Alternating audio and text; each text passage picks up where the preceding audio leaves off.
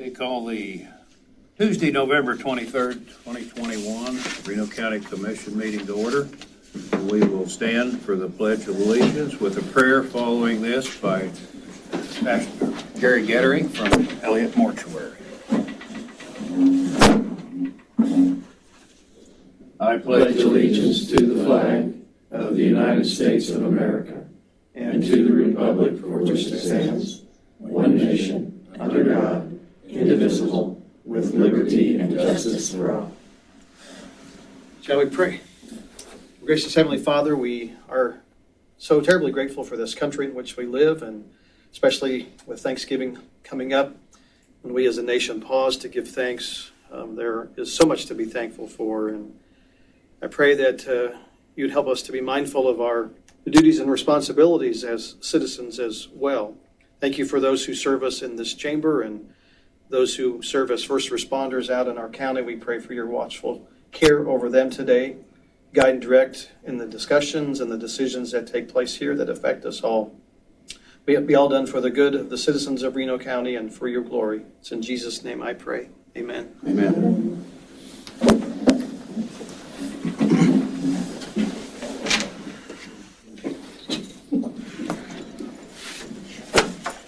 Welcome everyone on this week of Thanksgiving. There's so many negative thoughts out there that it's time that we all spend some just this week thinking about all the great things we have to be thankful for that the Lord has provided us and the ability to enjoy those great things that we have. So dwell on the positive. I guess that's my announcement this morning. This time, let's see, we didn't have the attorneys, introduction of new attorneys, so we'll wait till further in the agenda for that item. And so then we'll turn it over to Reno County Historical Society. Good morning. My name is Mike Labels. I'm the Executive Director. And first and foremost, I just want to say thank you for allowing us to just spend a few minutes just talking to you a little bit about some of the amazing things that are actually happening with the Reno County Historical Society as a whole, Reno County Museum, as well as Stratico. I actually brought today my operations manager, Katie Broker, with Reno County Museum, just to talk to you a little bit more about what RCM, the Reno County Museum, is doing. Katie? All right. Well, we have some good and positive news to share with you this morning, and an invitation for you as well. We have hit a historical milestone at Reno County Museum with our Pat Mitchell digitization project, Pathway to the Past. We have, through the help of the Hutchinson Community Foundation, Community of Kansas, and Wichita State University, have begun a year-long process of digitizing the collection of local historian Pat Mitchell and making it publicly accessible for free online. We are partway through that process, and we are at the stage where we can invite the public to an opening event for the newly named Pat Mitchell Research Library, where for the first time ever, we're going to have a computer access available for the public to access these things digitally, so they can access history.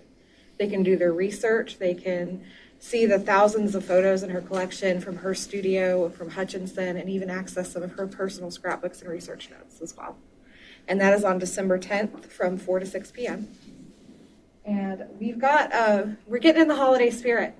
We wanted to invite you to attend our Christmas in the Courtyard event on December 16th. This is a Christmas open house event, and we are focusing on all of the traditions throughout history that have made Christmas and the holiday special for so many families. We want to relive that again with our community, and we invite you and the public to come out and see what we're about. Michael, did you have any exciting news as well? Absolutely. What time is the 16th event? 5:30 to 7:30.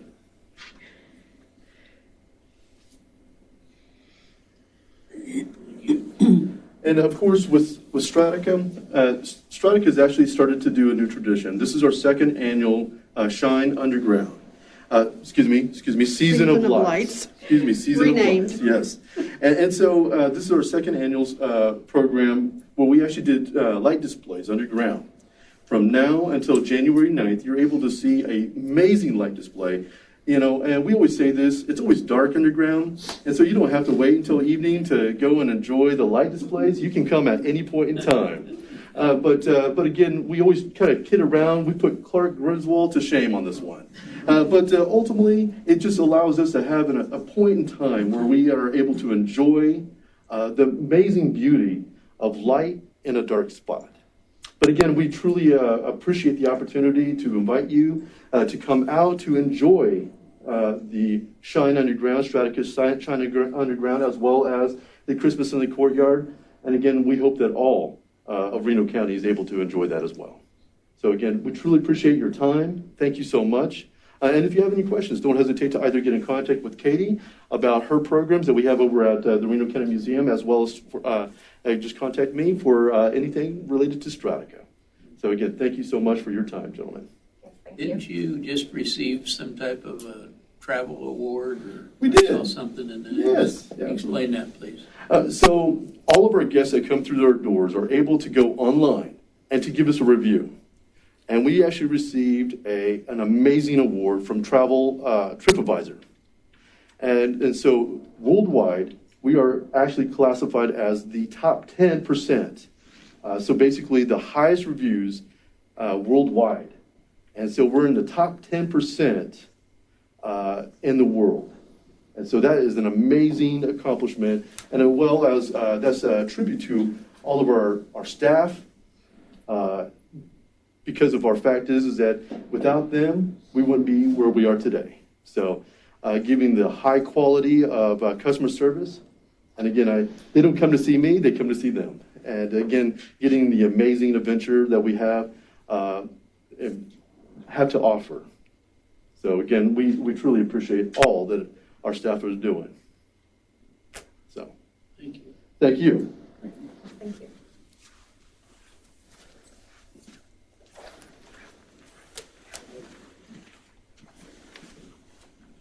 That's quite an honor, Yes. TripAdvisor. Tom? For once, you don't have to sit back there for 2 hours. How about that? I appreciate it very much. Obviously, I should have been here about 5 minutes earlier. So, Yes. we appreciate the opportunity to come before you today, Commissioners. I have 2 new attorneys in my office, and it's become my practice to introduce those attorneys. Brian Koch has been actually with me for about 8 months, and we never got him down here because of some of the turmoil in the office. And then we have Jamie Karasek, who's been with us 8 days, is still with us. So I figure we made it through the first week, so she seems to be doing pretty well. So I'll let you talk to them, and then I'll just mention Toys for Tots when they're done. Okay. Brian? Hello. As Tom mentioned, I've been in the office for about 8 months. I was born here, and I went away for school, and I worked in a couple of other jurisdictions, and now I'm back home. It's a pleasure to be here. I really enjoy it. It's a good staff. Pretty good court system overall. So I'm happy to be here, and I'm happy to answer any questions that you have. We're happy to have you. Thank you. I'm Jamie Karasek, and I've been here, like Tom said, for 8 days. I recently relocated from Salina, but prior to that, I had prosecuted in McPherson, prosecuted in Shawnee County, worked for the Court of Appeals. I'm very excited to be here. I think it is a place with a lot of character, and I am very excited to get started with some cases here. So if you have any questions. I think we're happy to have both of you here to work Reno County and pursue your goals. Thank you. Well, I appreciate all the help I received from County Administrator and the Commission in hiring Jamie. It was a long process. It was a little bit difficult because the job market is pretty tight right now for prosecutors.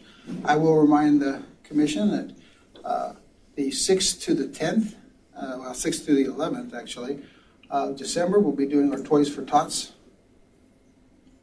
annual toy drive that we've done now this is our 21st year. And we'll have boxes in the courthouse and up in our office and several places throughout the county. We expanded it last year to other departments, and they're excited to be part of it again. and we'll have a drive up and drop off toy event like we did last year on the steps of the courthouse on the 11th. So I appreciate over the years all the support that the commissioner's given us for that project as well. So if you don't have any other questions, I appreciate your time. I have one question. Since you're here, I read your monthly report, and it seems like we're still fighting the environmental concerns up there on the 5th floor. Do you feel like we're making headway? I think we will be making headway. I think that's going to be all part of the renovation. I don't know that they're going to be able to get in there and do anything with, especially that diversion office issue until we get up there and get some people. And the biggest thing is to get the dome sealed so we don't have any more water coming in. I mean, if we get that done, at least that'll be the step in the right direction. The air purifiers that I bought are helping. So I mean, my staff has been real pleased with those. So. Well, I guess I'm just asking if there's anything we need to do or if you're comfortable with the progress. Well, I probably will visit. You know, it can't go fast enough for me, Commissioner Friesen. I mean, obviously, we've been dealing with it for a lot of years. I think the thing for me to do now is to talk to Harlan and see what the plan is. I'll be meeting with Randy and Harlan, I think it's in December, to talk about the whole project. But I'll try to get with Harlan in advance and see what more we can do. I really appreciate your concern about that. All right. Well, I think Daniel's bringing up something that I think we're all concerned about is the remodeling of that area up there. Seems to be going slower than we expected, but on the other hand, I think we want to make the right decisions for the long-term good of the courthouse. And so I think this stepping back a step probably is warranted to use our money to the best. And I want to ensure as well that the taxpayers' money is used to the greatest benefit possible. And I have no doubt that at some point we'll be moving forward with that construction project. And I'll have all my staff on the same floor. That'll be great. We're probably all not quite as happy at the speed with which the renovation is being done. Some things we do not have quite the control over. But you do not have control over that, but I know that there's concerns, so I appreciate that. Do you think they looked at the speed of the court system and decided to do the dome that way? Well, you know, some cases move faster than others. Yeah, I think just as the wheels of justice do turn slowly sometimes. You know, I would say one thing, it's a good thing Randy will probably mention this, but, as they review it carefully, they find some things that then has to be adjusted and fixed too, that stops another project to fix the one to make sure it's right. I would agree with that. That's the way to do it. Thank you very much and welcome. Thank you. Welcome to new and welcome to those who've been here. Thanks for coming down. Thank you.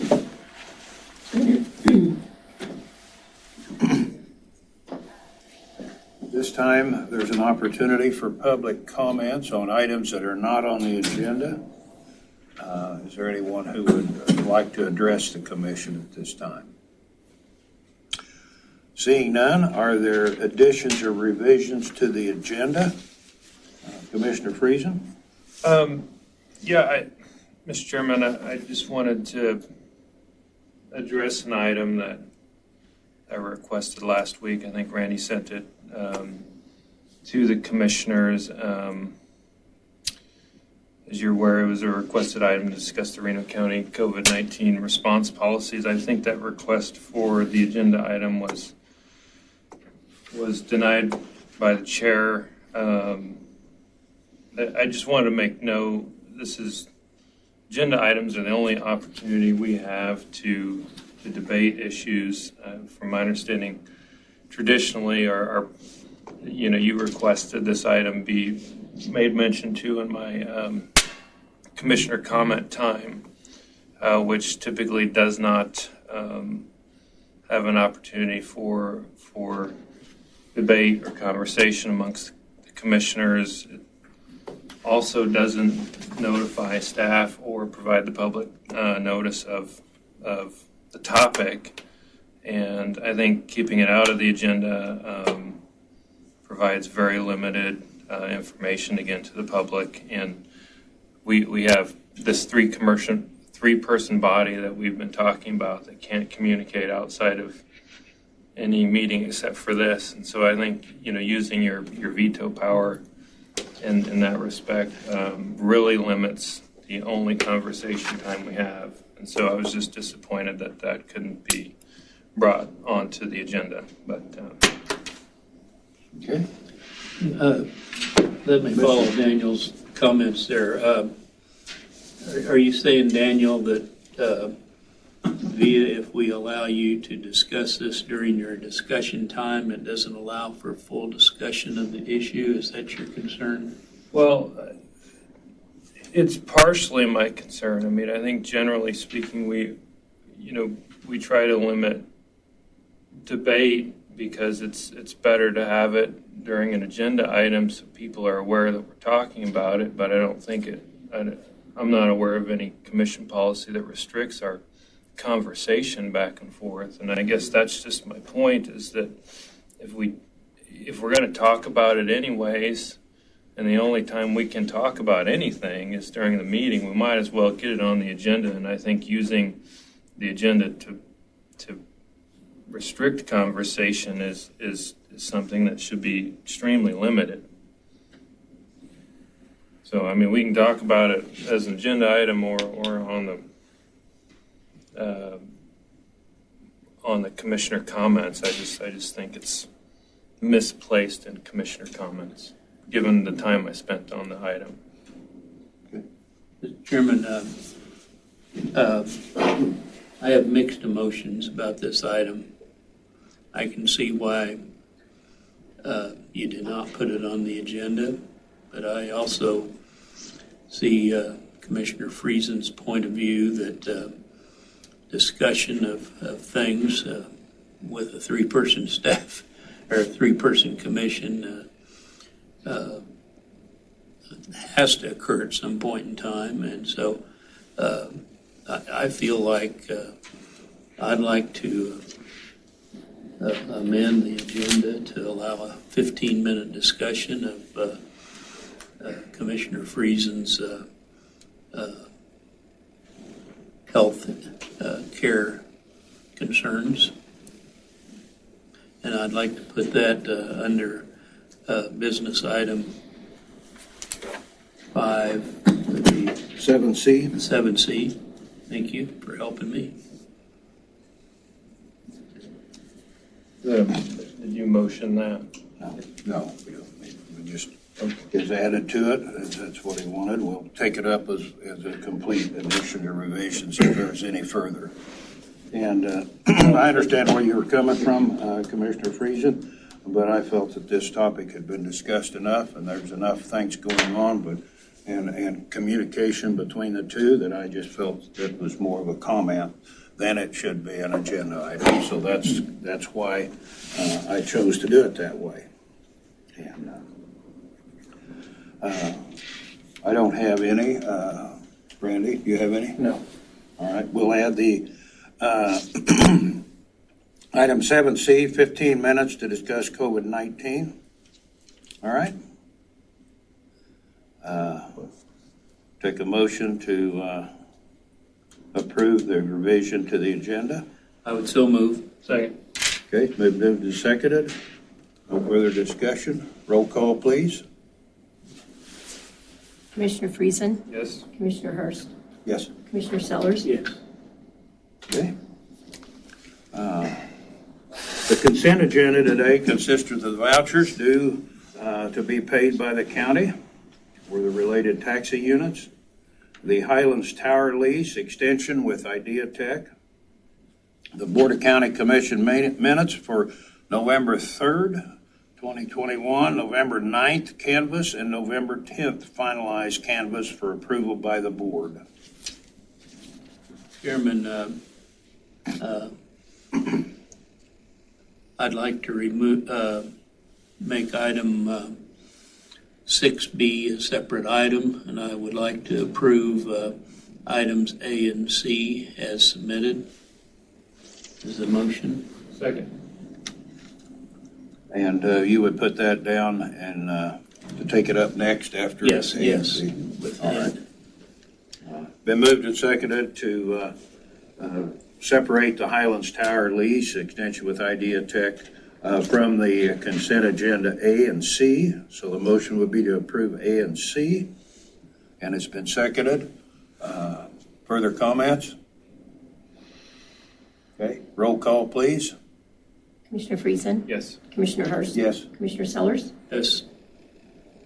Okay, now, next on the agenda would be the Highlands Tower lease, Commissioner Sellers. If you'd allow me, Yes. I just would like the record to reflect I have a conflict of interest in item B of the consent agenda. Okay. So noted. I would like the commission to renew this lease with a 4% fee increase. We're seeing inflation on every level. We represent the water district, and I think it's our purpose to provide them with funds as we can. And with everything else going up, and we're going to talk about wages here later on this morning, it just seems prudent to me to renew the lease as suggested, with the exception of a 4% increase.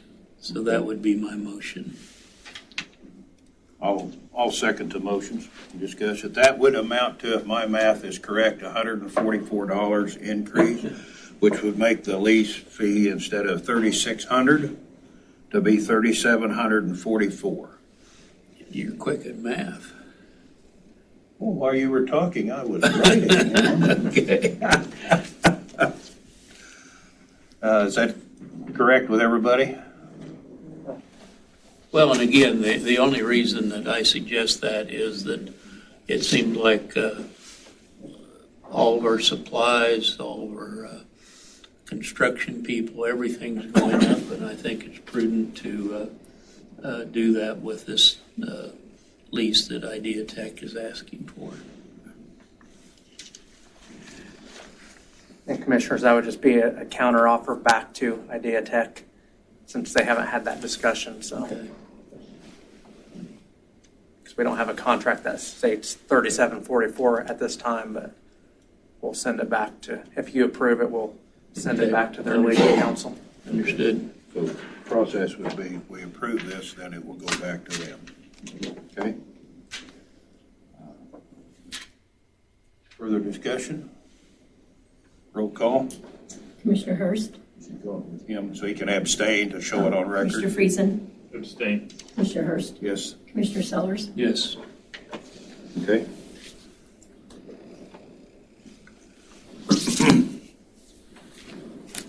That way it's for sure on record. Did you, is there a second on that? And if I'm that way, you do the same thing. Was there a motion and I a think second? I made the motion Yeah. and Commissioner seconded it. Hurst seconded it. Okay, we'll go to business items. County Clerk's annual department update.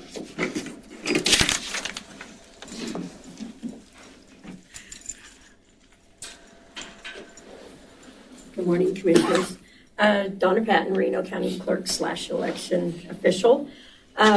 Just a couple things. We finally put the election to bed. We did not have any objections. Everything went good. All of the numbers came out all right. You guys had signed off on everything. We're going to be starting on our NVRA report around the first part of 2022. The election staff has to look up every name on that list and send out cards to make sure we have the correct address on file so we can get them removed. If not, if we have confirmation that they've moved, we can cancel them in Reno County, and it just helps keep our records more up to date. We have to keep most of the election records for 24 months, and then we take them to Sunoco to be recycled. Basically, we have to have a Democrat and a Republican, and they're both there. They watch it all go in the vat. They watch it all get stirred up, and they can't leave until everything is completed there. In the clerk's side, the tax roll has been completed and certified to the treasurer's office. We did that certification on November 8th. We certified that the tax roll was completed on November 1st, but actually getting all the reports and everything over to the treasurer's office was November 8th. Valerie, our accounts payable associate's getting more people to use the Nitro Pro, the PDF software, so we don't have to print all the reports and everybody sign off on them. We sign off on those, and then we just okay them through that, so we don't have to do that. Pretty quick, Val and Jamie, my payroll clerk, will be getting ready to send out 1099s and W-2s. That's always a little process at the beginning of the year to get all that stuff done. And then it just lists here, 86% of the clerk's office was used and 60% in the elections office. We've still got a few bills that haven't been paid in the elections office due to printing and stuff like that that has to come from our vendors that we need to get paid, but most of it's already done and over with. Do you have any questions? Donna, do you create the tax statement, or does the treasurer's office create the tax I statement? create them, and then I save them in a file, and then the treasurer's office goes through and looks over everything, and then when everything's done, I send that file off to be printed. So it's a coordination between the two of you, but actually your department prints the statement. I get them ready, and they're held as a PDF, and then we send them off to a company. They outsource the printing, but yes, I get them all ready to go. They tell me whether they're okay, and then I send them off. Okay. Well, I've got a question about the tax statement, and if you can answer it, fine. If not, we can research it and come back. There's a line on the tax statement that says other taxes not listed on this document or something of that nature. That's supposed to be getting fixed. What happens is in the tax unit, there's too many taxing entities to list every one of them. And so it lists what it can't, and then it just groups the others together. And I have had a discussion with them about that. They may have to make the wording smaller, but I want them all printed on there. And I thought that was going to be done for this year, but it wasn't. Okay. Is this the way it's been done in the past? Yes. And I'm just now looking at Yeah, it? yeah, because we had a lot of phone calls on it last year, and so did the treasurer's office. And so we have to go through and we have to figure out which ones aren't listed and then tell them what it is. And the software vendor was supposed to be getting that fixed, and it just hasn't gotten done yet. Okay, I bring that up because I believe, at least on my property that I own in the city, the biggest share of that other tax is a school tax. In my case. It could probably, a lot of times I notice it's Hutch Community College. Yeah, well, that's listed. Oh, that's listed? Okay, it could be part of the school district I then. think it's the school. Yeah. And to me, it's a big enough number that needs to be listed. So could we work on that for next year? Yes, I will definitely work on that.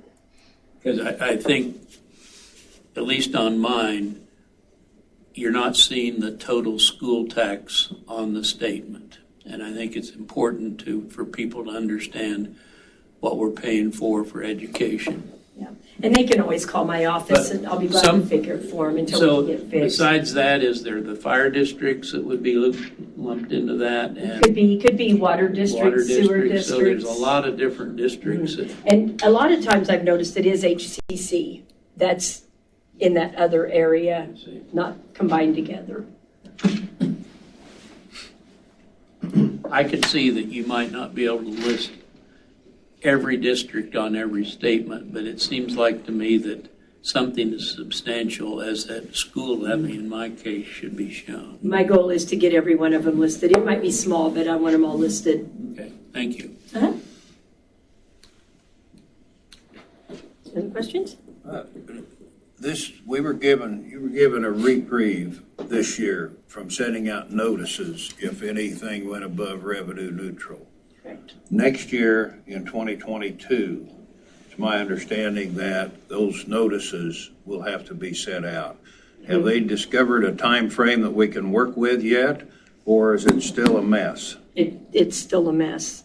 I've got about 10 days that from the time I get notified to the time I have to get those out, I have about 10 days. And I am going to have to send those out with a third-party vendor. So you're looking at about $20,000 or $22,000 a year it's going to cost us to mail those out. It was my understanding, and maybe I heard wrong, or maybe they told me wrong, that that had been put in the overall budget, but wasn't put in the budget to pay for that for next year At the state level, at the state level. they're supposed to pay it the first 2 years, and then every year after that, I have to divide it out among all the taxing entities by a percentage and bill them, and then they have to reimburse us. But Randy's already built it into my budget in its own line item because that's got to be tracked, and then we'll get that reimbursed. But I haven't heard if the state has actually put that in their line item or not. They're supposed to, but I don't know if they have. Okay. Something we need to check on that. Yeah, it's going to be a short timeline to get all those out. And it's going to, everybody in the county is going to get one because all the school districts are always going to have to go over that because of their general funds. So, and the state goes over it. So everybody every year will be getting one of those. Just wanted to let the public know that there's quite a process to this legislation. Yeah, it was a mess this year, even without sending those out, and it's going to be a bigger mess next year. Thank you. You're welcome. Any other?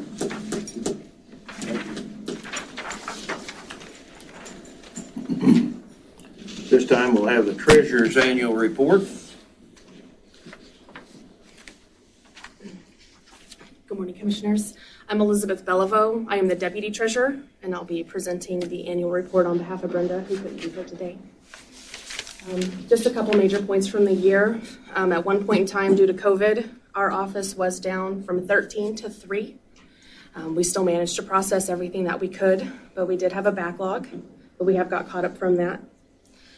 In addition, the state had shipping issues for the decal stock, so the stickers that go on your plate, as well as decals for handicap placards.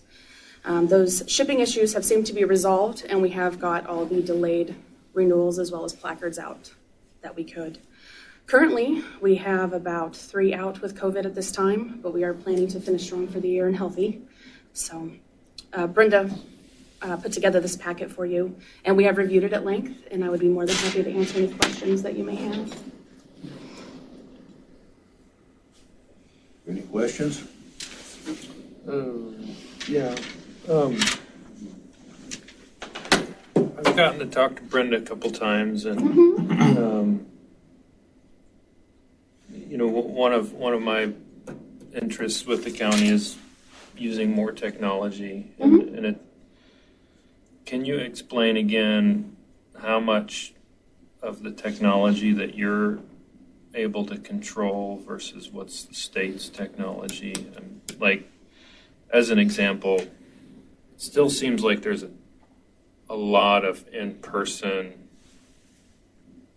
stuff going on, renewals, and like, can more of that be done online? The state does control the system that we renew online with, the ICANN system. They do charge the fees and everything to renew online. So that's something we do encourage people to mail them in, as well as use a Dropbox that we offer. It eliminates some of those fees. As far as the in-person transactions, titled work, we do have to process in person. That does require signatures and verification of identification. So renewals, though, if they would like to come in, we do offer them the alternative to drop it off and us mail it to them. I think there's also been some comments I've heard related to commercial tag renewal and the complexity associated with that. And is that all just state stuff? That is state regulated, yes. Commercial customers do have the ability to renew online, but there are some parts of it that need to be completed in office as well. What is it that's so important that it's done in the office? For the vehicle portion of it, the identification part, particularly with the titles, verifying signatures, verifying that the person in front of you is being titled to that vehicle. For the commercial portion of it, it's insurance. It has to be physically verified. Does the state have an option to like get it notarized so you can send it in? I would have to follow up with the commercial division to see if that's something they're looking at.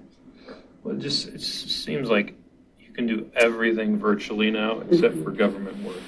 And do you feel like there's anything your office can do to increase the virtual part, or is it all state statute?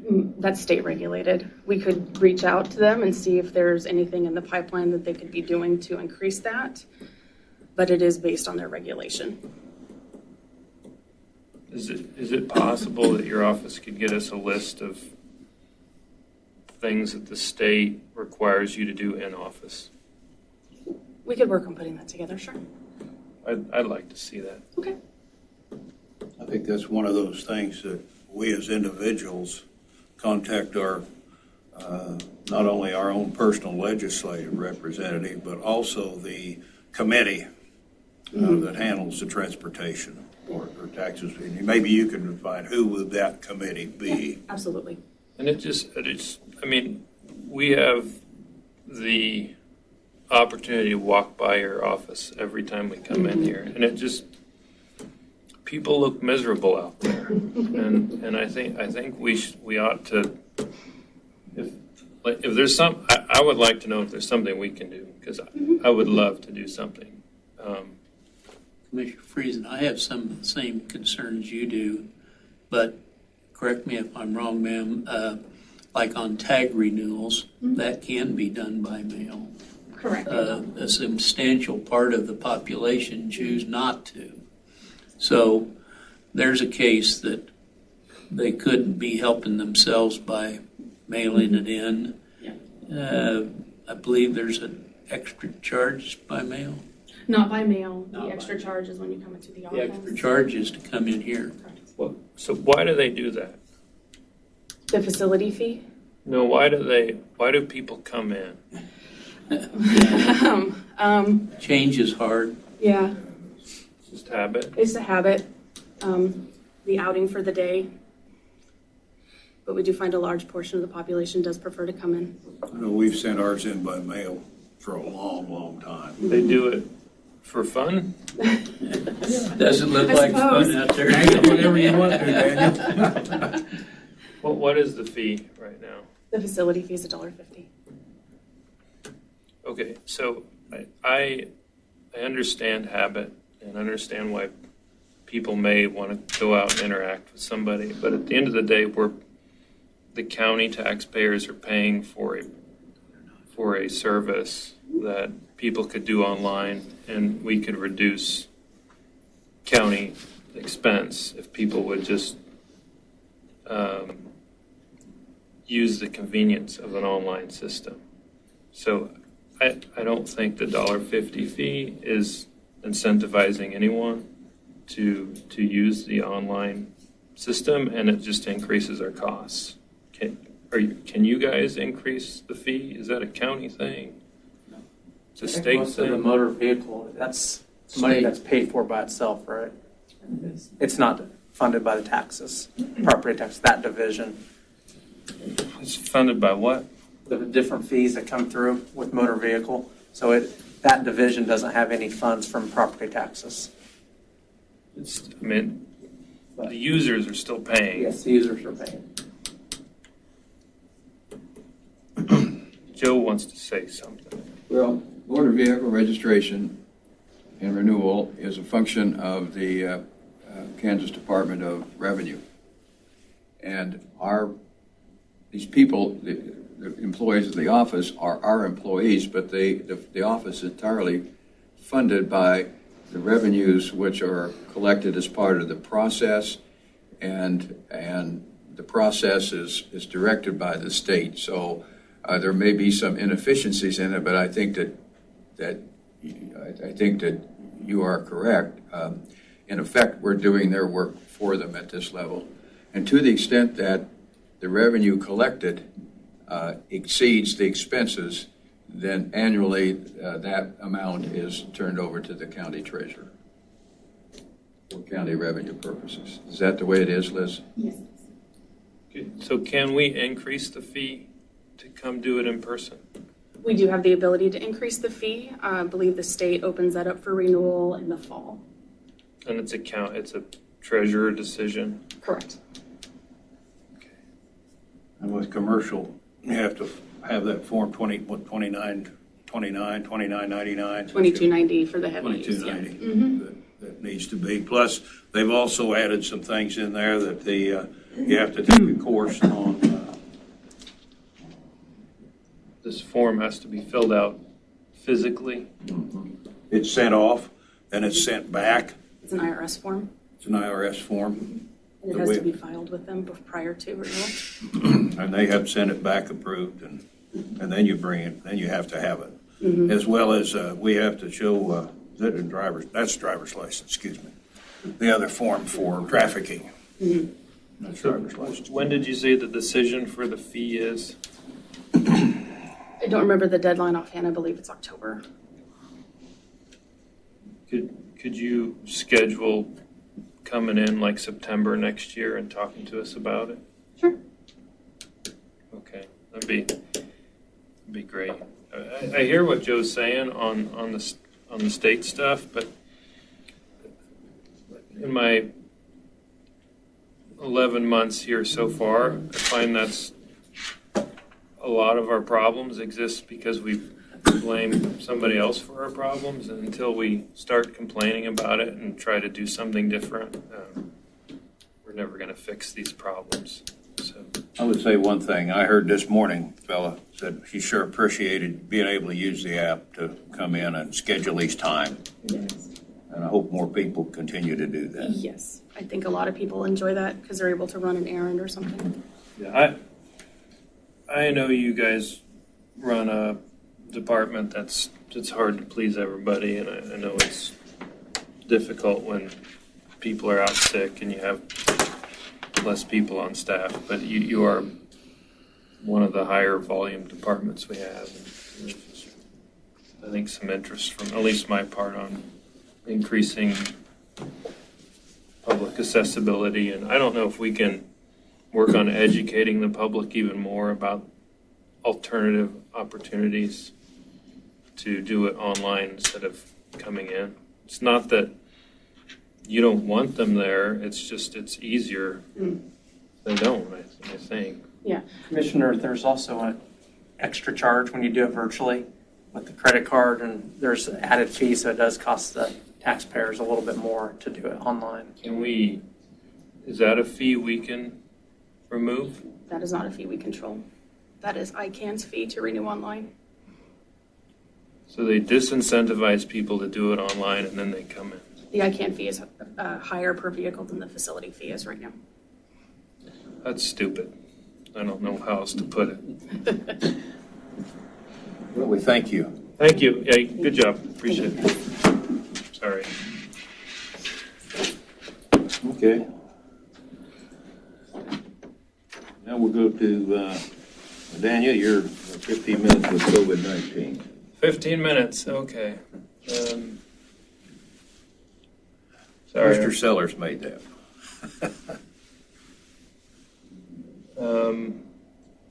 Allow me 30 seconds here. I didn't have it pulled up yet.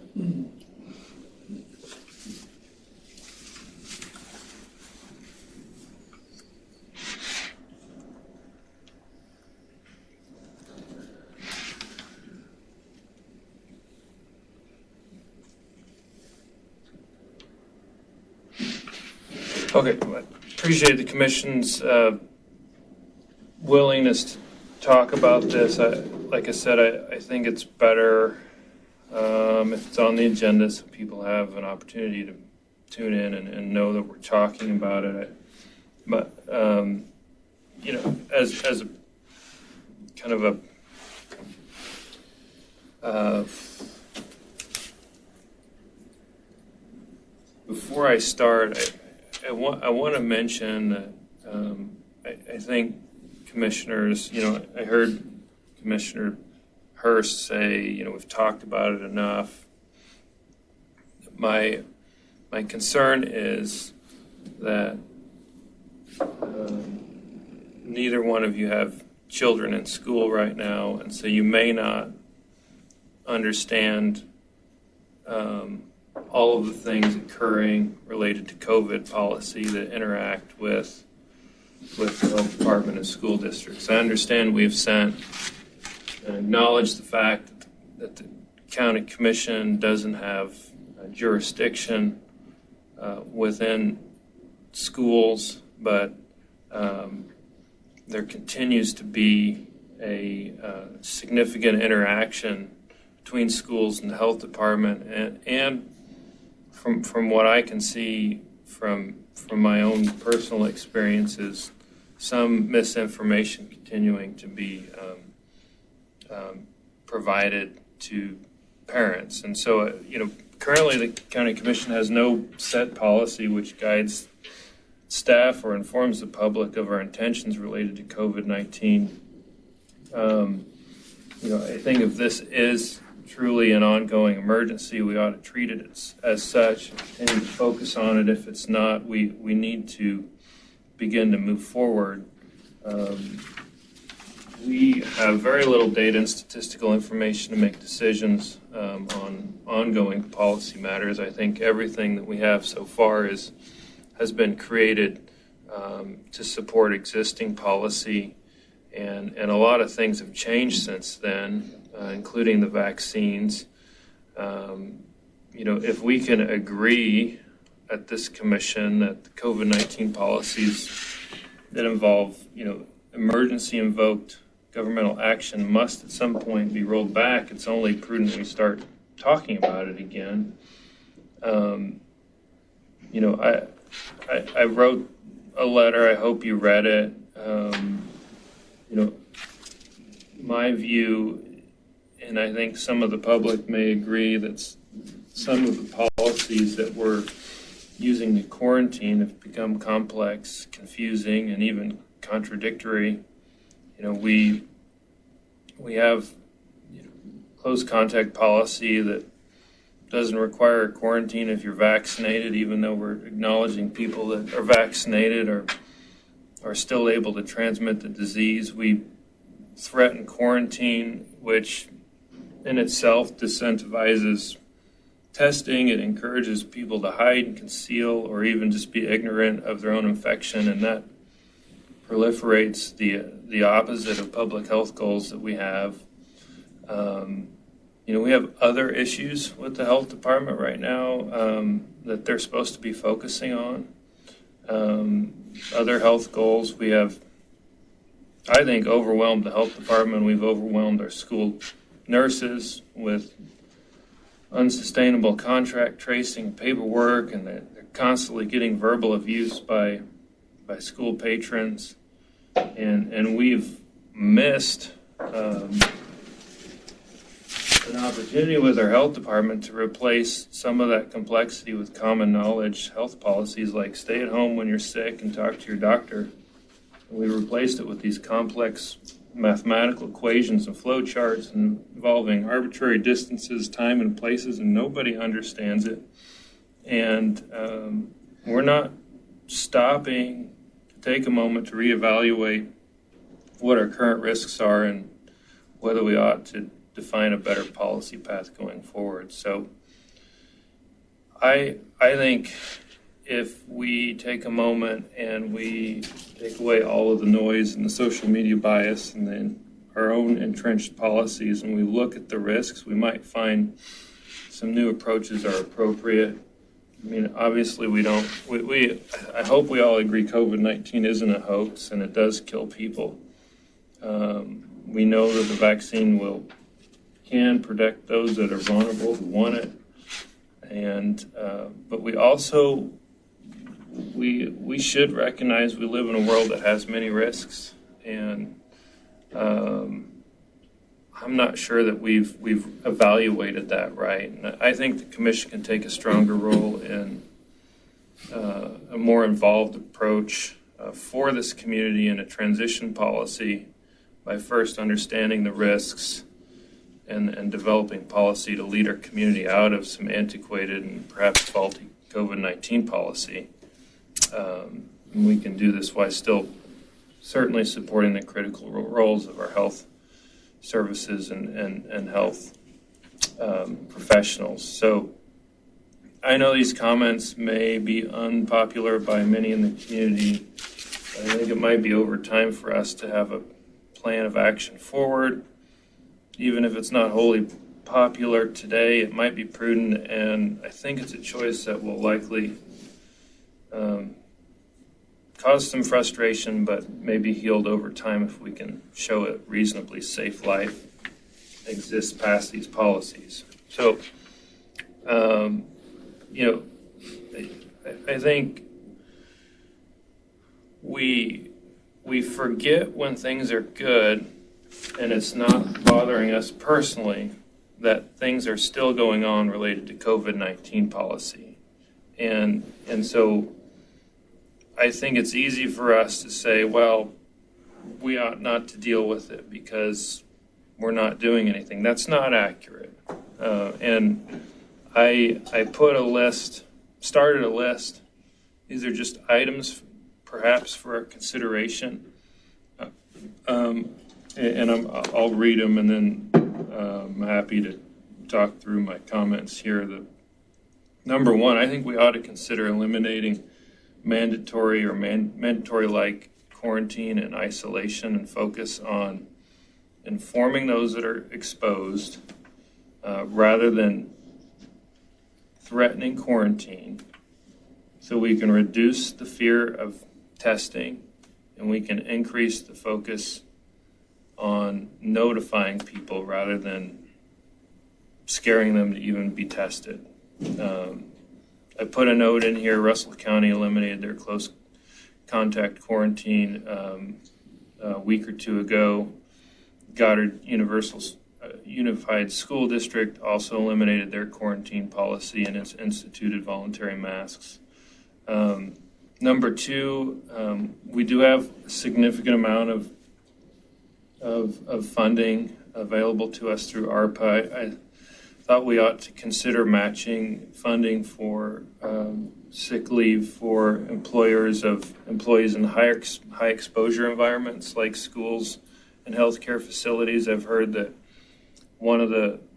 for example, schools are concerned that their teachers have to take paid time off when they get exposed or they get sick with COVID, and therefore they're not very incentivized to be in an environment like that. And I think we ought to look at helping reduce the financial expense to employees that have to work in environments that are a little higher risk for exposure. And like I said in my previous comments, I think we ought to consider asking the health department to decrease their focus on complex and confusing issues like distance and time and places, and focus on staying home when you're sick and talking to your doctor. I think we need to make it known that we want to collaboratively work with the health officer on issues like COVID-19 quarantine and isolation. And I really think we need to spend more time on how that is being handled today. I have, as you're all aware, we took an oath to uphold the Constitution of the United States. I have a real concern ongoing about our use of the word quarantine and isolation, and the school's use of the word quarantine and isolation, and their lack of informing the public that is a voluntary request, and it is not a mandated issue that they have to do.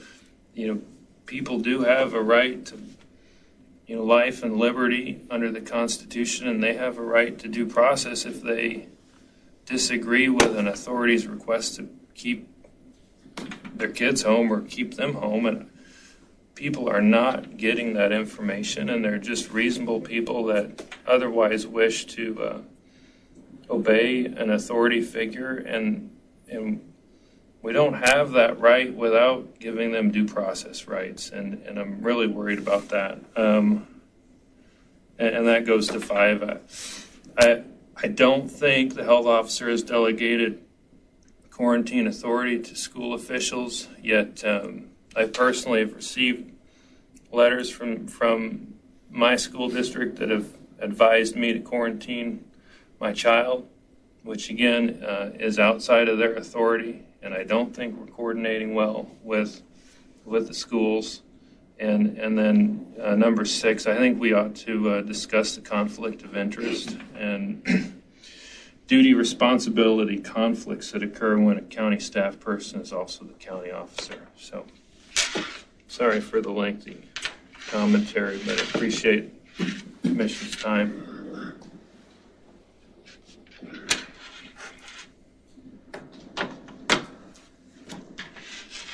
Mr. Chairman, I'd like to respond to what Commissioner Friesen has brought up today.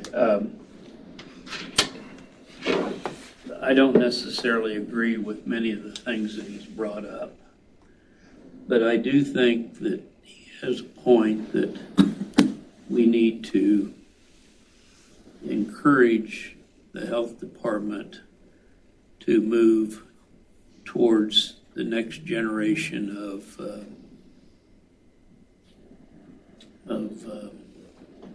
control.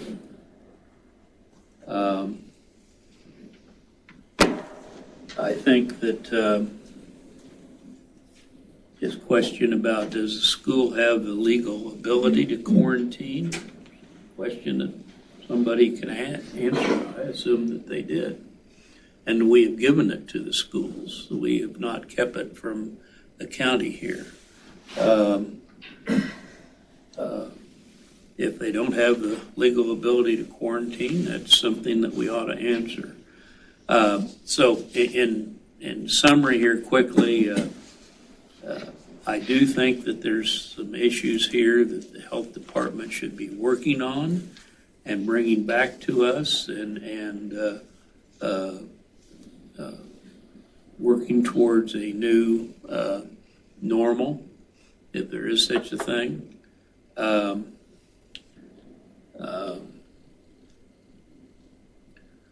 I don't agree,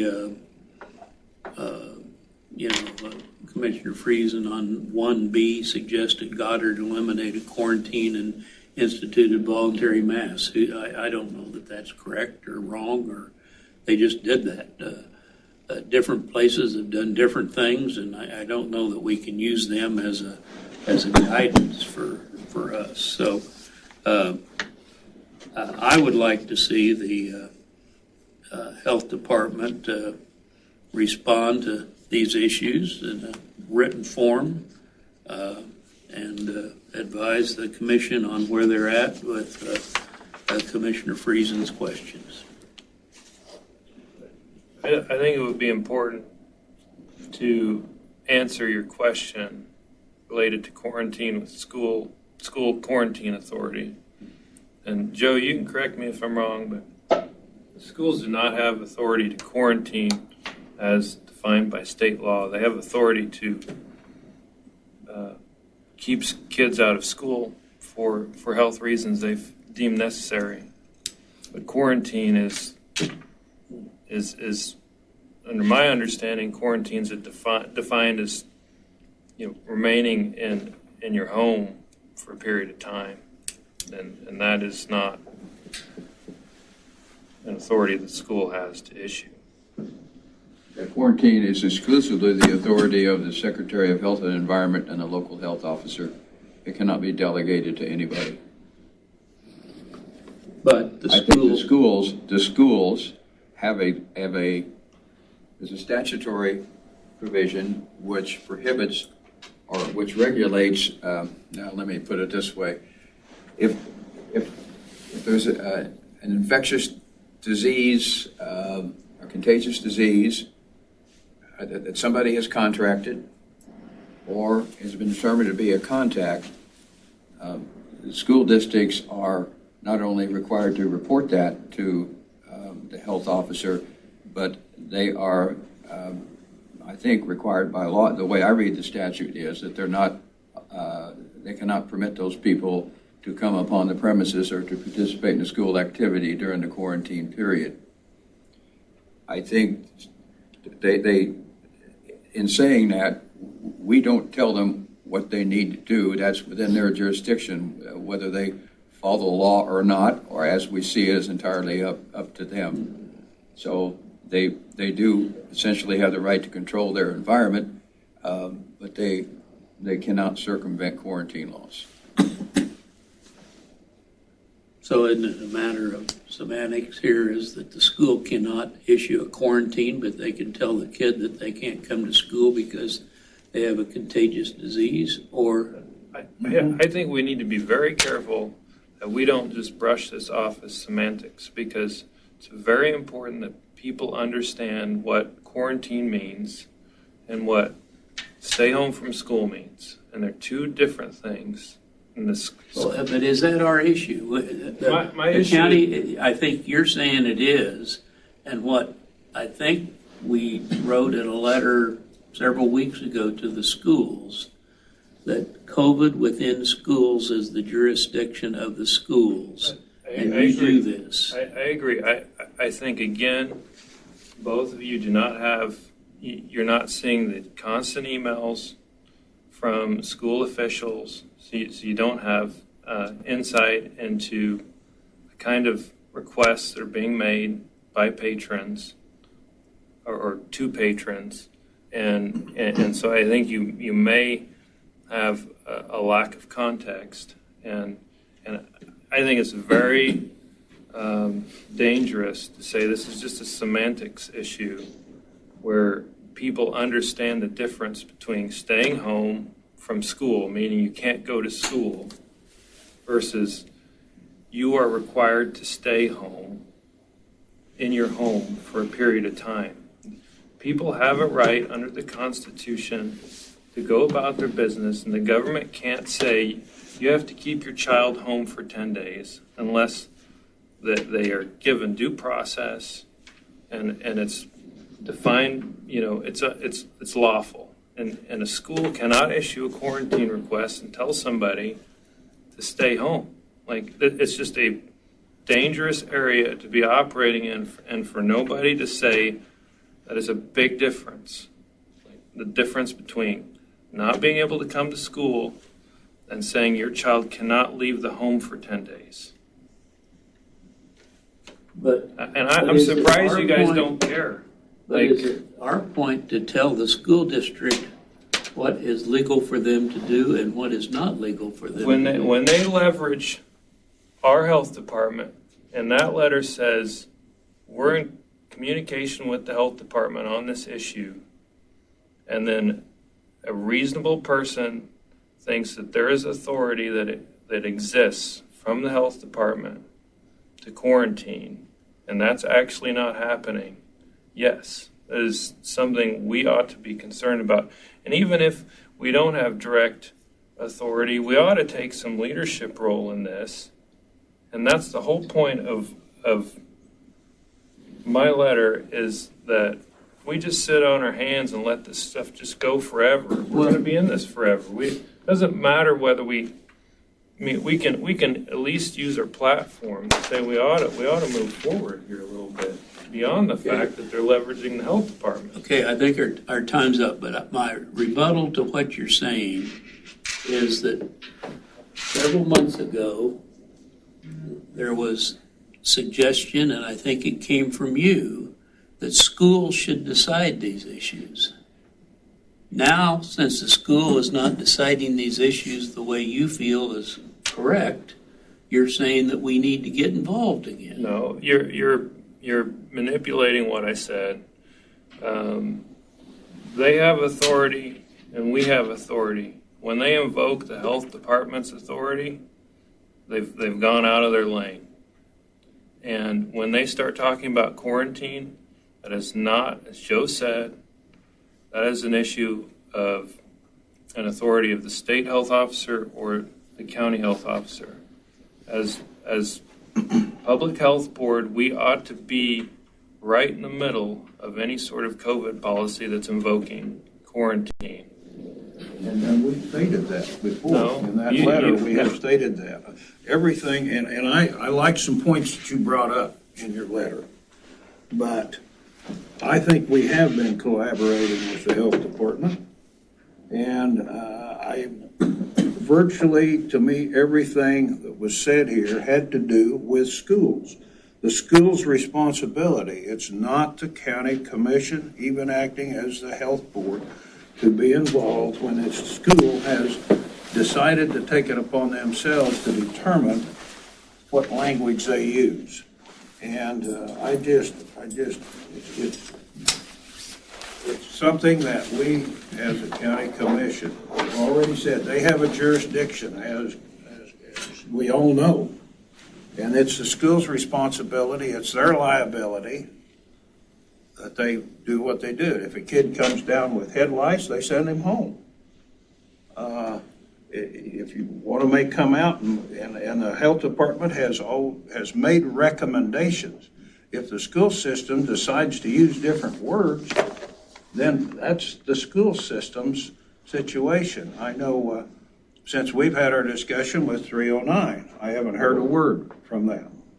They have worked things out. Now, I don't know how, why, but it's worked out, and the superintendent and the school board, I have not gotten an email or a call from anyone after their decisions were made and the understanding was made.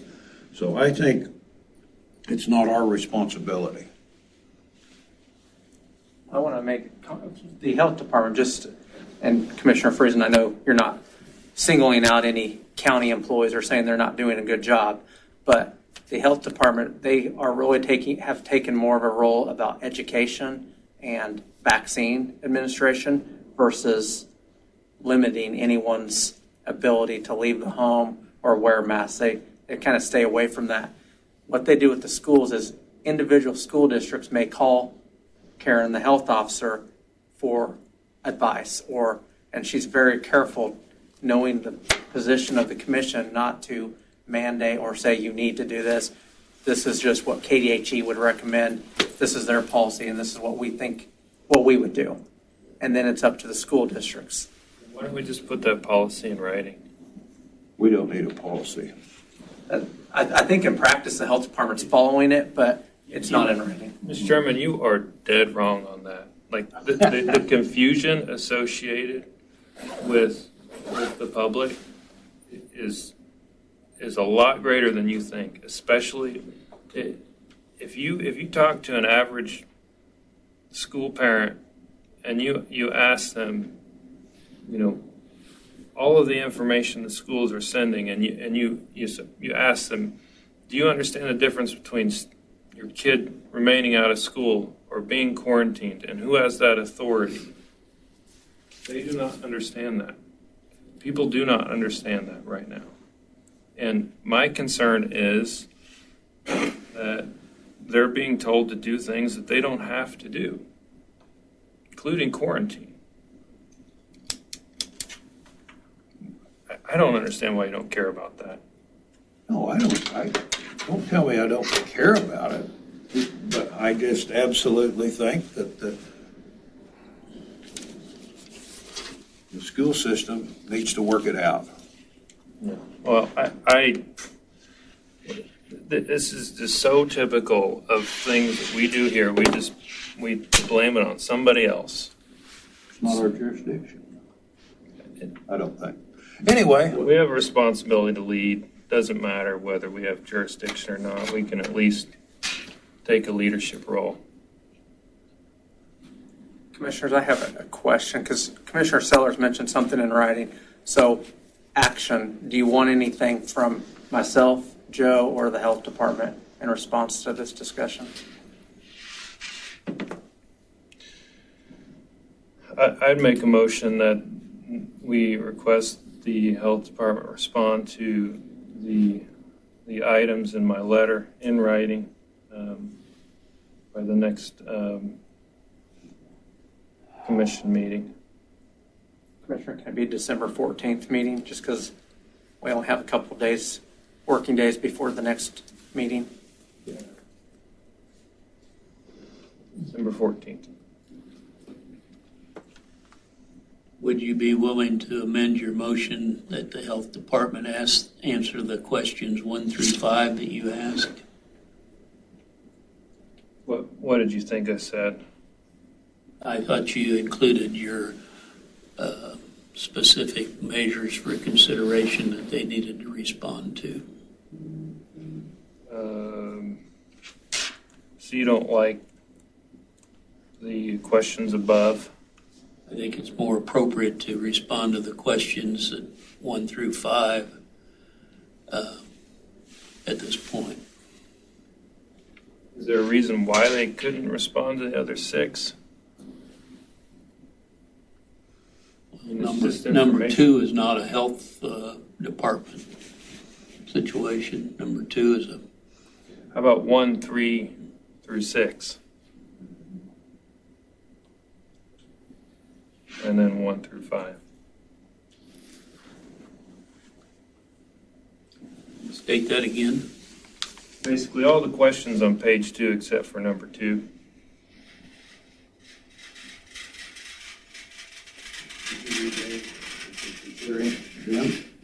Sure. Consider eliminating mandatory like quarantine and isolation. Focus on informing those considered exposed in an effort to reduce fear of testing, participation, and increase focus of exposure notification where it is vital.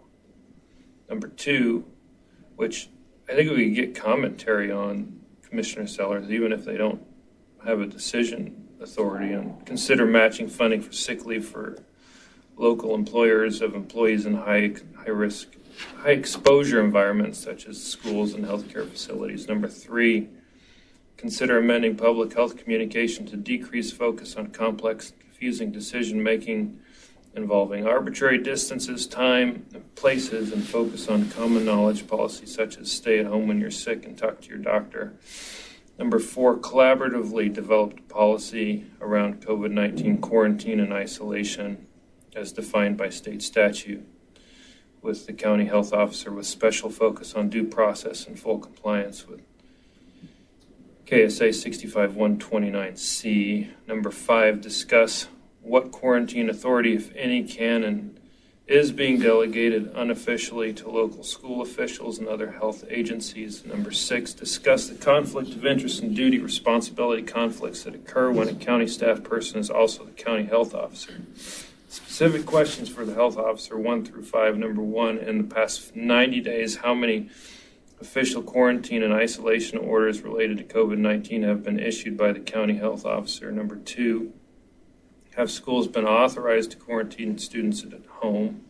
Number 3, what reduction in risk comes to individuals who are fully vaccinated from COVID-19? Number 4, how many children who have been identified as close contacts test positive for COVID? Number 5, is the health department still contacting close contacts? And if so, do we indicate quarantine as a requirement or suggested?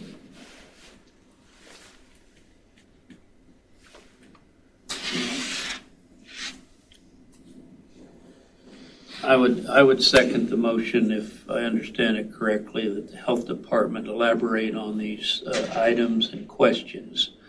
As part of my second is, by doing this, I am not stating in any way, shape, or form that I agree with the statements that Commissioner Friesen is making, but I think the process of openness is an appropriate process, and we should hear both sides. So I second the motion. Okay, been moved and seconded.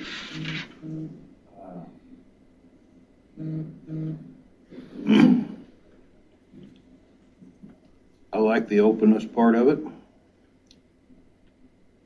I think that this can be done a whole lot simpler than this, just by asking them to simplify their process and just give it a straight, simple answer on how the definitions are. And I thought that's what we were trying to do originally. I thought that's what they were trying to do. And I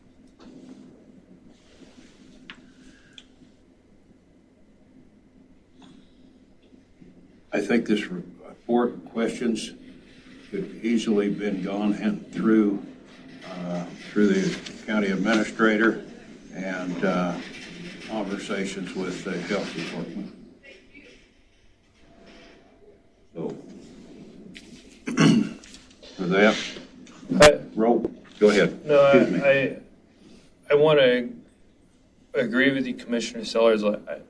I continue to have an open mind on this, and if the health department or public want to provide alternative information, I'm not stating that I know everything about this issue, and some of this, clearly looks as opinion, and it is, but it's designed to stimulate a conversation that this commission can work together on to move forward on a transition policy out of some of the original COVID mitigation policy we had. We may disagree on some of it, but please don't let this introductory email commentary sound like I'm not open to a range of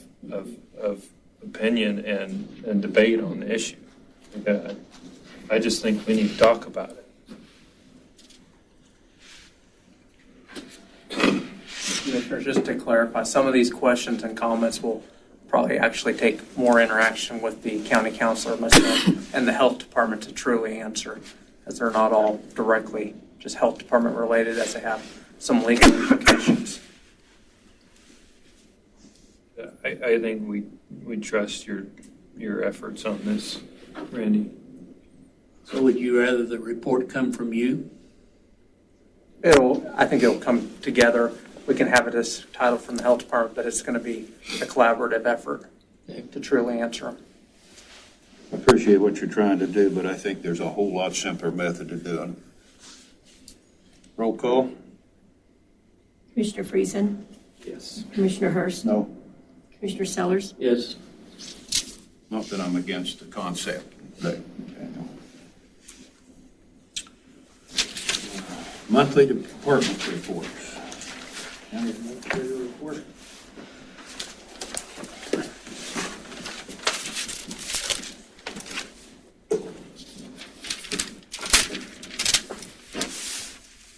So the first item on my report is the monthly department reports. Hopefully you've had a chance to read through all those, but are there any questions related to any of these reports?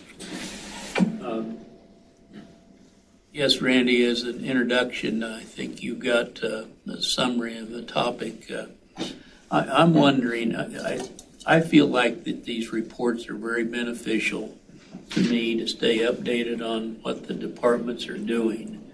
But in my case, I think we're asking the departments to do it too often.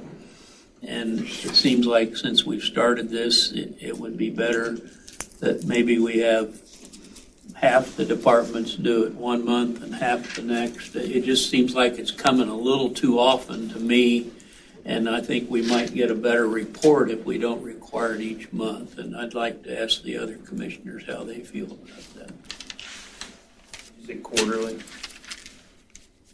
Or did I just...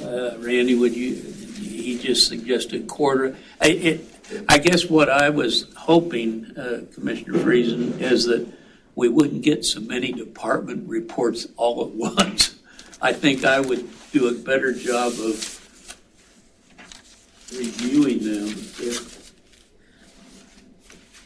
The concern I would have is it basically be departments then remembering which, either quarterly or every other month, which months they have and when theirs are due. Well, that's the administrator's problem. As you go over it monthly, they just know it's each month. I think we're getting it too often, personally. Well, I actually had the same thought this morning that Boy, I'd hate to write this report every month. But I probably defer to you, Randy, on whether it's important or not. I do agree less is more, to Commissioner Seller's point. I think it's formatted well, and I can get through it pretty quick. And it hits the right points for me. So Will you discuss that with your department heads and see what works best for them? I can work on it to see if there's a way to put it together that have less reports on the agendas, or maybe one each. Each meeting has a different group of directors or reports. We'll skim it down. All right, financial reports. This just kind of shows where we're at a point in time. This was October 31st, but of course, remember there's always going to be encumbrances and expenses that get charged to 2021 still in the next few months. So it goes well into 22 before we're done. Is this monthly report taking a substantial amount of Leslie's time, or is it something that's automatically generated? This is something that Shonda puts together. She gets on a Excel reports.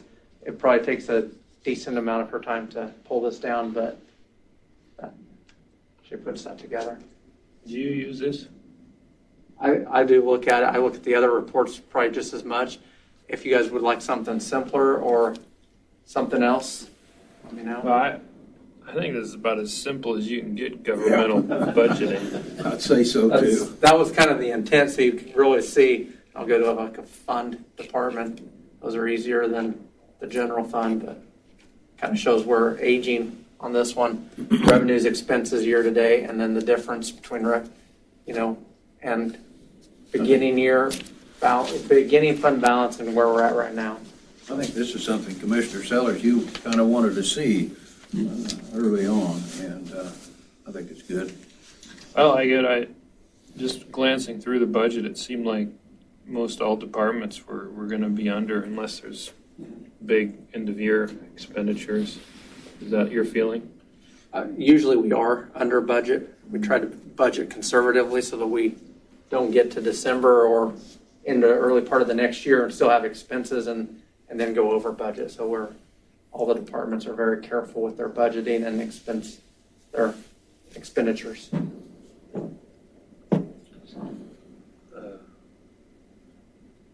I had a question on one of the reports, if now is an okay time to do that. On the monthly reports? Yeah. Couple of questions. Okay. One is the note from the emergency management department related to their HVAC issues. Yes.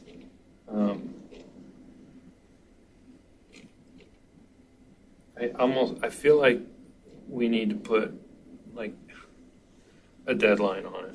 We are very close for their HVAC. Had a discussion last week with Adam about the cost, and I'll be getting with Harlan. We'll be getting with Harlan to get this at least a temporary fix. Temporary, not long-term, but a good fix that won't cost too much pretty soon. I don't think it matters at this point either.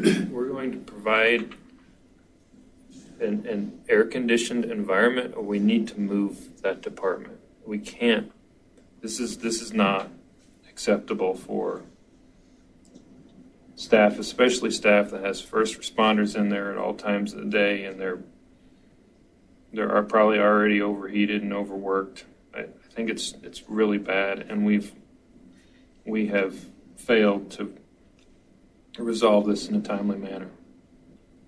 Can you commit to getting this done this month or next? December. Yeah. December. Is he going to freeze to death before we? No, this has been for over a year. We went through last winter before I even had found out about some of the issues, but we will have it taken care of this year. I think we are lucky that they are tolerant of that situation. I think Very a lot so.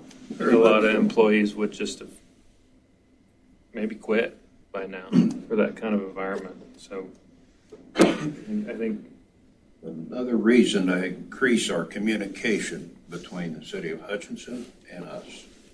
well, yeah, it's very disappointing that they caused this issue. It's, I think, on us for not fixing it, though. So it will be fixed by the end of the year. Depending on supplies. I'd make We will have a solution, and we will have it in process by the end of the year. But I don't know if the parts, I can't guarantee if they're in stock. I'd like to make a motion to require the county administrator resolve this by the end of the year. I think we need a Personally, motion. I think Randy has said what he's going to do. I don't think we need a Motion, motion second it. Well, it's been a year.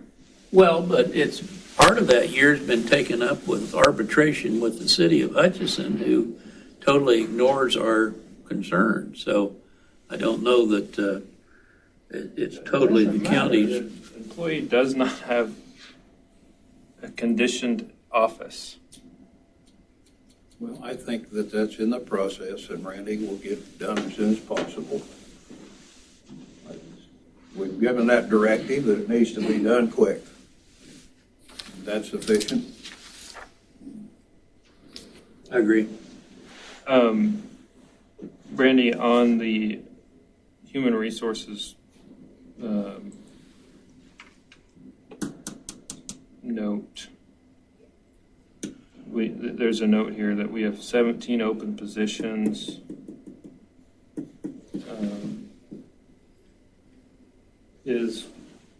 Are any of these positions positions that we may not need to fill?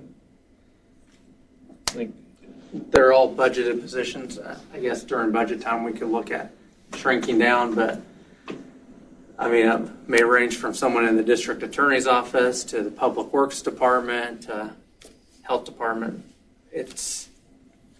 They're all budgeted positions. So, well, would you maybe in a few weeks, whenever you get around to it, in your next report, maybe just take a look at it and see if maybe some of them haven't been filled for 6 months and nobody's even noticed, kind of thing. Maybe some of those could be, like, I'm just surprised we have 17 missing positions, and other than the treasurer's office, nobody seems to be bothered by it.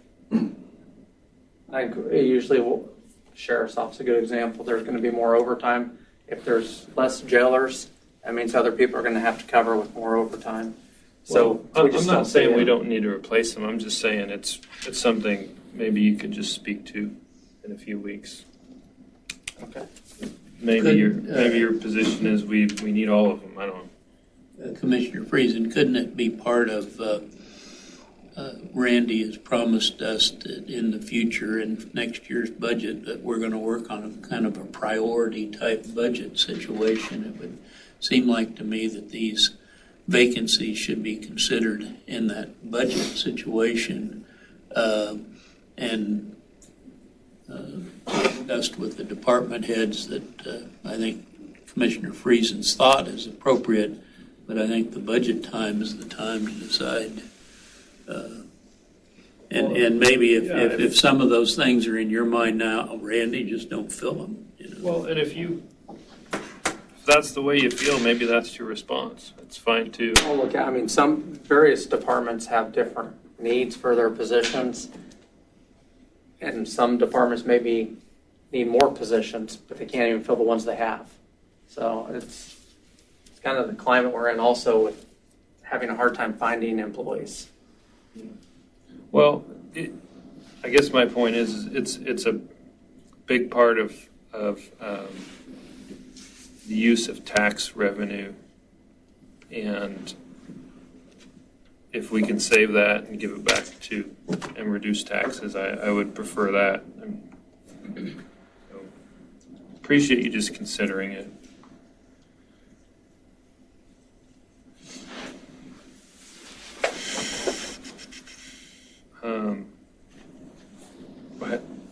Hang on a second. I'm looking at my notes.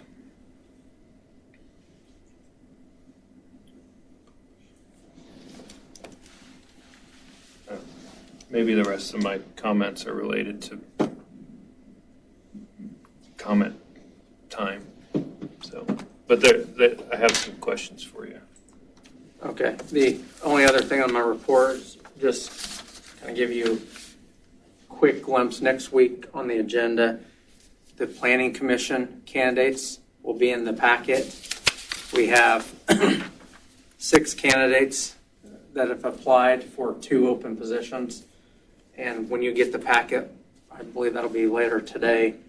When you get that, probably need to think about a process, ask you to review those applications before next meeting so that at the next meeting next week, you can have a discussion to decide how you want to fill those 2 open positions that will be open in January.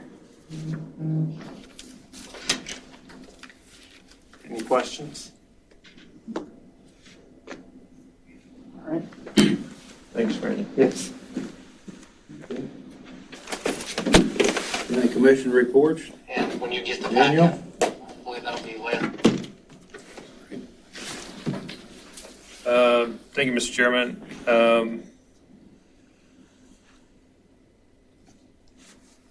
A couple general comments. I had a request, and I thought I'd pass it on to the commission for consideration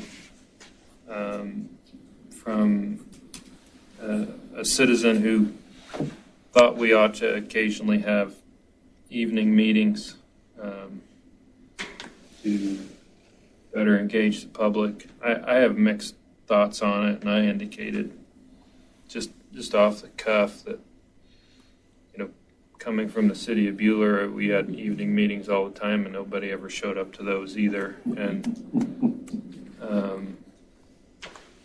I also, and just by way of just informing the public, public comment's great, and it's a great way for the rest of the public to hear what you're thinking. But reaching out to us individually, where you can have a back and forth conversation, typically for me has more impactful results than anyone that just stands up here and we don't have an ability to really go back and forth. So I just wanted to mention, maybe once in a while it wouldn't hurt to have a meeting at a different time. I wanted to just again, I had a note here, and I just wanted to commend Randy on the budgeting information that's in the packet. I think we just talked about that, but making a budget as complex as simple as that is, I think is a pretty significant accomplishment. So I really appreciate you taking the complexity of a statutory-based budget and making it into something that the average person can understand. So that's good work.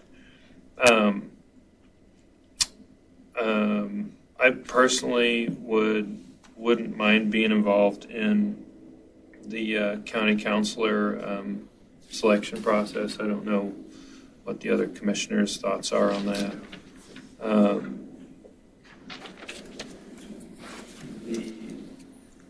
Sorry, I just got some random thoughts here. I was wondering if there are ongoing cell phone dead spots in the county, and I was wondering, do we have a contact with the cell companies, like a public relations contact? I think we do for AT&T, but we don't with Verizon. Or I don't. I can check into it. Would it be cumbersome for the IT department to create something where you could, if you could like send a pin, in a place in the county that didn't have good service, and we could send that data to the cell companies? I mean, there are just like fairly large, highway routes in the county where you can't get service, and it's Change companies. Well, go to Buhler. Okay, will do. I'll check it out. All right, I'll tell you exactly where to go. Okay. Could you check on that? I can look into it.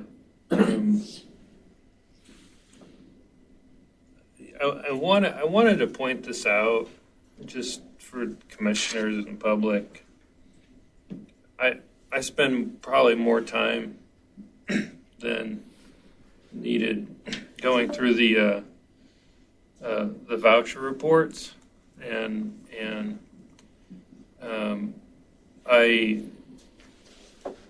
again, like, I find it interesting how much money, taxpayer money, we spend on kind of what I would call the ecosphere of crime.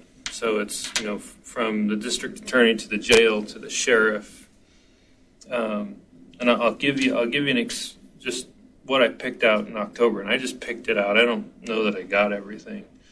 But in October, we spent $18,000 in coroner expenses. In October, we spent $25,000 in contracted attorney's fees to defend accused individuals. We spent $1,500 in airline tickets to ferry prisoners. Spent $11,000 for one prisoner patient at Hutchinson Regional Medical Center. Just thousands of dollars in food. I just want to point that out. I don't have a solution for it. It's just we spend a lot of taxpayer money on results of crime in Reno County. Also notice we're paying rent for a polling place at the state fair. Is there a free place that we could go? Like, everywhere else is free, isn't it? Like schools and... I think for that size, the size we need, we have limited not a school. areas. Donna, Where there's no place big enough to handle that. Is it like a larger polling place? And It has, I think, about 35 polling places inside there. okay. Almost the entire city of Hutch is there. Okay. Well, maybe the consolidation makes sense there. I was just curious. And we spent $8,000 on publishing costs in October too. Like, why can't is that a statutory thing? We can't put it online? We can. Okay. That'd be a legislative issue. You can talk with legislators. Okay, The cities have home rule where they can do theirs online. Counties they're can't. listening. Okay. I'll make note to talk to them.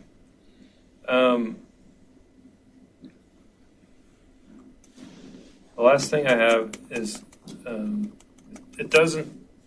I think Commissioner Sellers actually brought it up last meeting related to septic system policy and handling by the health department. I'm constantly getting pinged on that issue. I mean, it's by one person that says he represents a group. Some of the things that he's said seem reasonable, and it just doesn't seem like we're closing the loop on a conversation on that. And I was just wondering if maybe we could have a conversation either with the commission or one of the commissioners. And we have a policy, and if you guys want to change the policy or the environmental regulations that we have in place, those can be changed. I guess we could have a less strict system, and that would free up time, but it would change how we do things. But the process that we have, our environmental health officers, they follow that policy and process. Now, there may be one or two individuals that have issues with them, but it's usually only one or two people that they actually have any problems. I guess I would just say that the things he's saying, and they don't seem unreasonable. So, having a conversation where I heard staff and them together have a conversation and then maybe understand why what he's saying is unreasonable, that would go a long way for me, because right now, things that I've heard don't sound unreasonable. Commissioner, I would recommend you send him to me, because since that's staff issues, that would be part of my responsibilities to work out any conflicts. That's really not a commission responsibility. Okay. But if he feels like it's still not resolved, then what do we do? Then you bring it back to me, and that may be an issue you have with me. Okay. This seems fair. Thank you for the extended period of comment time today. Giving you extra time. Yeah, it's very nice of you. Go ahead. Okay, I have two issues. Question to our chair. Yesterday, I worked on the county administrator's yearly evaluation. I think you've got some dates and some times that we're going to work on that. Yes, sir. I would hope that you would develop some kind of situation so that all of our comments are shared by the other commissioners so that we have a well-rounded review. I think it's going to be a positive review, but I think, and this goes back to, I feel like one of our most important duties is to do a very thorough review of the county administrator, because he is in charge of the departments and runs the departments. So I don't think we can do that too thoroughly. So prior to our discussion, I would like to see what the rest of you feel about his actions this past year. So have you got a plan for that? Yeah, I can answer that right now. Tentatively scheduled for November 30th. Is that right, Randy? I think that's what we talked about. And I've also given Randy a self-review of his job. And we would have an executive session on November 30th, at which time that we would have that opportunity to share and discuss. That's the time frame I have in mind. I guess my question is there an opportunity to see your thoughts prior to that November 30th executive session? I don't think we can do that. I think we have to do it all together. If you share them together at that executive session without me present, and then there'll be another executive session before it's presented to me. Yeah. I see. Okay. Well, I have a point of clarification on that, because it's something I've been wondering for a while. My understanding is a one-way communication does not violate coma. Like, it's when the conversation comes back that it does. So trading our notes in one direction. So seller sends his to us, we send ours to them. Does that invoke?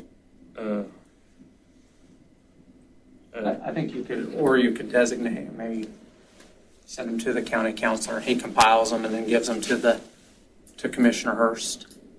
Well, I think you're correct that as long as you're not communicating back and forth, that's. But Joe, what do you think? Well, one-way communications are okay. So if someone responds to it or uses that information and that affects his response, which is shared with another, then you get involved in serial communications, and that's a problem. Surely there's a way that your individual evaluations can be compiled and perhaps communicated by the county administrator in advance of any meeting. That's what I would recommend. As long as there's no discussion before that executive meeting. Yeah, it's just for information. Okay. Thank you for that clarification. Sorry, I'm interrupting. I just had please. Go ahead. No, I just wanted to ask more generally, is it legal and appropriate if occasionally we had information that we wanted to send in one direction? Is that something that we can do. Like if I sent a note I had to both commissioners and I said, please do not respond. I think the preferred practice, as Joe had kind of mentioned in his last statement, would be that it would be sent to me and I then just forward it to the other commissioners. That way it's not coming directly from because a commissioner, and it's less likely for them to respond if it comes from me. It's more of a best practice than necessarily a... It's a better practice. It certainly puts the recipient at a disadvantage, not being able to respond. Yeah.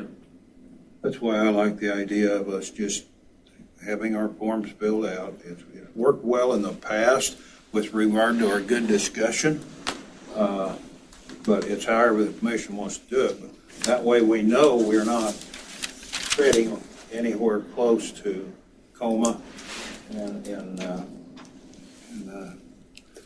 Commissioner Sellers, you were involved in a couple of these already, and it hasn't worked bad, has it? So far, we get just sit down and discuss our points that we break up with regards to the performance. Thank you, Commissioner. My comment about sending it to me first, that was my interpretation of Commissioner Friesen asking about other types of issues that would go to you, not my evaluation, because I wouldn't want to see that. We don't want to do that. And I don't know, Commissioner Friesen, if that's what you were talking about, other issues. Just other issues, but I don't have a problem collecting it ahead of time if we send that to Joe. I mean, I guess, am I breaking a tie here, or are you okay, Commissioner Sellers? I would value to be able to understand your comments ahead of a formal discussion in the executive session. I think we would do a more inclusive job. And that's why my request is that these be sent to the county councilor for distribution. Okay. Okay? Okay. Thank you for that. The second item, and I don't know that Randy can respond to this today. If he can't, that's fine. I occasionally call, and I try not to call your department heads, but I've done it on occasion. And even Shonda's number, I get this thing, this is not a valid number, and then it rings through. And that's happened to me on 3 or 4 different people within the county, and I don't understand why that would happen on the phone system. So would you check into that? Yeah, I'll check with that. And then the second thing is I happened to call one of the directors last week on an issue, and again, I was going around our county administrator, which I tell us not to do with directors, but the mailbox was full.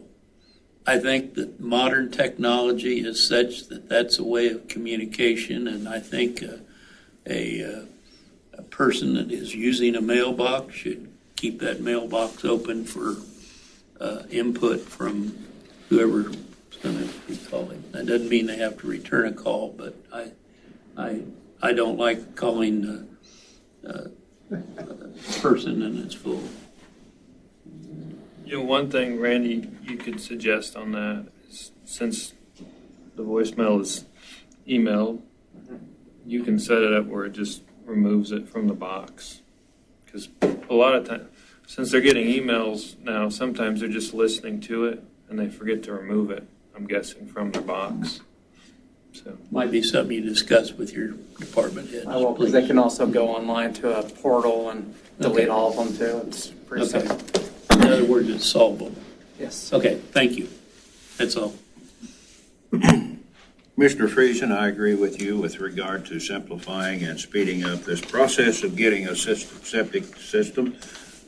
Randy's collected my emails to the health department that I see no reason for this lengthy period of time to get done. It's not that difficult. I was involved in construction and it was pretty easy many years ago. And I just, there's more than one way to do things, and there's a simple way and a complex way that ends up with the same results. And I think that needs to be looked at with regards to timeliness and getting it done. And I've soil judged before. I've looked at things. I've told them about that, and I just think it's the easier way. On November 18th, since Commissioner Friesen wasn't able to meet it, I met with the Stepping Up folks in Reno County. They talked about lots of different things, and I'll give the report to you if you can read my writing. But one of the things with looking at doing a coalition of counties that are involved in Stepping Up program. Jail update, they're still struggling with mental health and lack of position, and they're looking at a potential for a mobile compensation program. Because we don't have anyone right here that can do the mental competency test. KDADs, if available, they're working on this program. You had to call Kansas City first, or Topeka, I don't remember which one. And if they had a bed available, then you went there. Now they're looking at the fact of trying to get it to where they can go to the closest location with maybe a no rejection. Then they're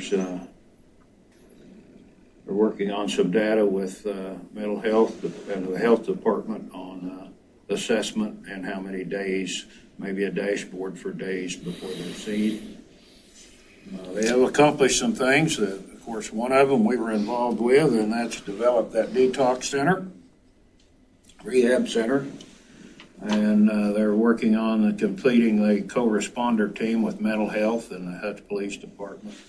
They're looking at, they didn't have enough people to go, really a couple people went, but the mental health diversion court, and trying to see whether it's needed in Reno County or not. And the next meeting, Daniel, will be on the 27th of January. Thank you. And here is my notes. I attended with Randy the EMS meeting, and then he attended this morning another meeting that was presented again, and so then I attended the planning and zoning meeting last Thursday night, and then last Wednesday we, as part of representatives from Reno County on the SCED board, I attended an all-day session down at Bel Air to interview for a new executive director, and really had two fine candidates come out of that interview, and so it looks promising, their area. And the people down there have just taken over. They really worked as a team that Stephen got put together, so haven't missed a beat. And Daniel, I listened to you a little bit on radio yesterday. Was it yesterday? Day before, sometime. Last week, wasn't it? Friday? Well, maybe they just played it again, okay? Maybe. Okay. But I thought you did a good job explaining the commitments that Commissioner would have. Thank you. So, hope you didn't scare anybody away, especially after dropping money down. But that's really all I had. Been a busy period of time. I have one other. I always, if you wouldn't mind. Yeah, go ahead, Okay, Daniel. thank you. Go ahead. You got your extra 15, 20 minutes, so go ahead. I was just curious, Randy, no, this is not trying to be confrontational, but I found it interesting because I watched the Planning Commission meeting, and the commission directed the staff to, work with the Planning Commission on two things. But then so that to me was a directive by us. The commission staff went outside of our directive on one issue. Is that I tried to kind of play that back and forth in my mind on whether that was appropriate or not. My knee-jerk reaction was that was almost insubordinate to go against our requirement, and I think it caught the Planning Commission off guard. So I was just curious what your thought was on that. I think what happened, or what the reasoning is, one, the directive was to the Planning Commission, from the County Commission, Planning Commission to have these public hearings and that process.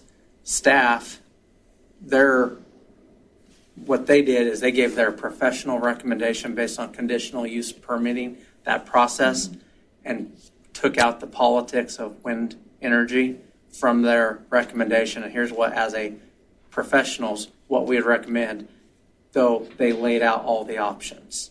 And the Planning Commission, it's their job or responsibility to look at it from maybe the wind energy side, or if they want to take the staff's professional recommendation or the alternative that they knew the County Commission was looking for.